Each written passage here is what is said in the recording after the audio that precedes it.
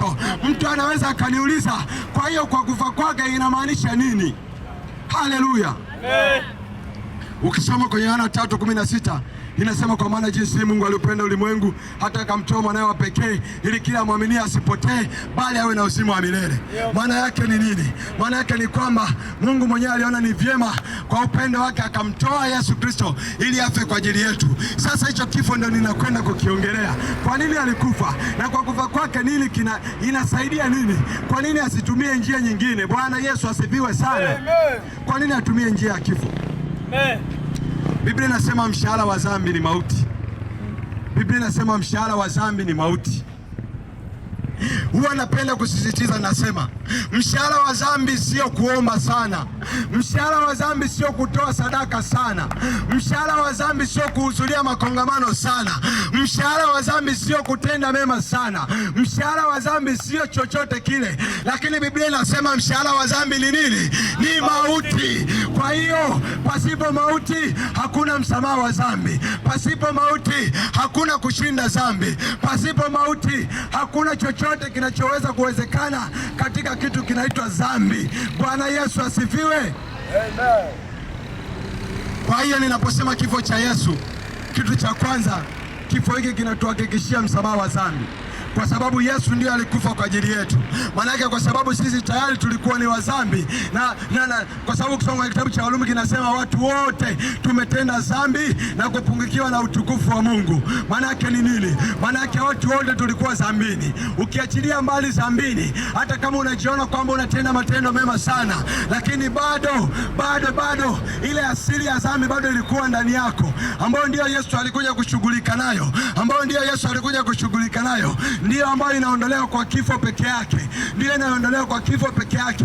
Mambo mengine yanaweza kaondolewa kwa vitu vingine, lakini ile asili ya ndani iliyopo kwa kila mwanadamu, ambayo ni asili ya dhambi, haiwezi kutoka pasipo kifo.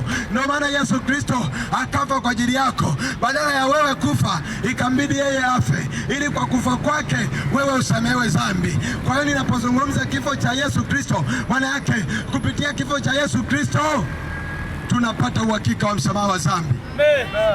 Hilo ni la kwanza. Maana yake kama Yesu asingekufa hakuna msamaha wa dhambi. Ndio maana Yesu alikufa, lakini haishi kupata uhakika wa msamaha wa dhambi. Jambo la pili ambalo linapatikana hapo kwenye kifo cha Yesu Kristo sio tu msamaha wa dhambi. Jambo la pili ni ushindi juu ya dhambi. Bwana Yesu asifiwe sana. Bwana Yesu asifiwe sana. Watu wanajiuliza kwamba hivi maisha matakatifu yanawezekana hapa duniani? Ninakwambia yanawezekana.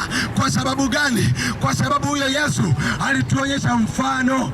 Alipokuwa hapa duniani, Biblia inasema hakuwa na lawama yoyote, hakuwa na kosa lolote.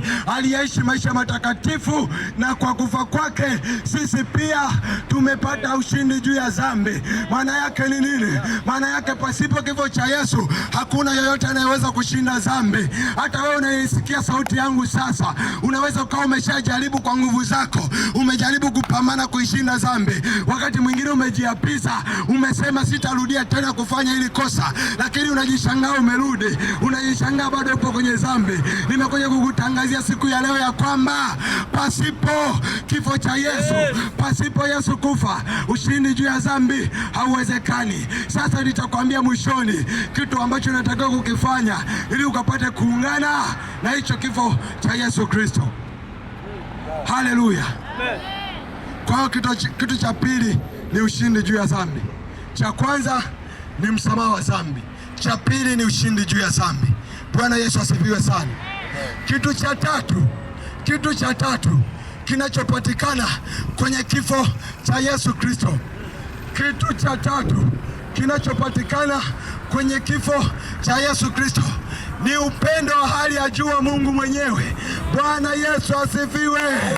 Kama kuna mtu anajiuliza Mungu anampenda au hampendi, mimi ninakwambia tayari Mungu ameshaonyesha upendo wake wote, ameshaumwaga, ameshauachilia hapa duniani. Mstari niliokusomea nimekwambia kwamba kwa upendo wa Mungu ndio uliomfanya mtoe Yesu Kristo afe kwa ajili yetu. Maana yake kwa kufa kwa Kristo sisi tunaelewa ya kwamba hapo Mungu ndipo anapotuonyesha kwamba anatupenda.